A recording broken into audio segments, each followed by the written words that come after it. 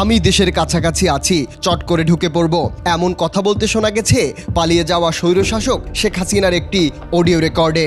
আমি কিন্তু আমাদের দেশের খুব কাছাকাছি আছি। জি আপা, খুব শুনে শান্তি লাগলো আপা। আমি অত দূরে নাই, আমি খুব কাছাকাছি আছি। জি আপা, আমি চট করে ঢুকে পড়তে পারি। আওয়ামী লীগ এখন অপেক্ষায় রয়েছে মার্কিন নির্বাচনের দিকে, তাই নজর রাখতে বলেছেন শেখ হাসিনা। আমার মনে হয় ট্রাম্প আবারও আসতেছে আপা। রিপাবলিকানরা আসলে আমাদের জন্য খুবই ভালো হবে আপা।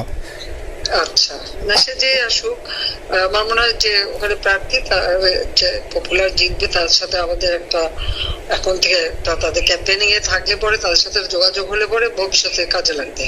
এতে প্রধান উপদেষ্টা অধ্যাপক ডক্টর মোহাম্মদ ইউনূস সম্পর্কে আবারও বিষোদ্গার করতে শোনা যায় শেখ হাসিনাকে। গ্রামীণ ব্যাংক প্রতিষ্ঠা করছে এরশাদ, জি আপা। সে চাকরি দিয়েছিল এমডির পদে। জি আপা, এমডির পদের থেকে গ্রামীণ ব্যাংকের 26,000 কোটি টাকা সে মানি লন্ডারিং করে বিদেশে নিয়ে গেছে। ক্লিন্টন ফাউন্ডেশনে যে ডোনেশন দিছে জি আপা। নোবেলের আগে, সেটা কত টাকা ওখানে পাওয়া যাবে, জি। কারা কারা দিছে। এতে মহাচর বৈশে এখন আমাদেরকে সব তত্ত্ব কথা শোনাচ্ছে।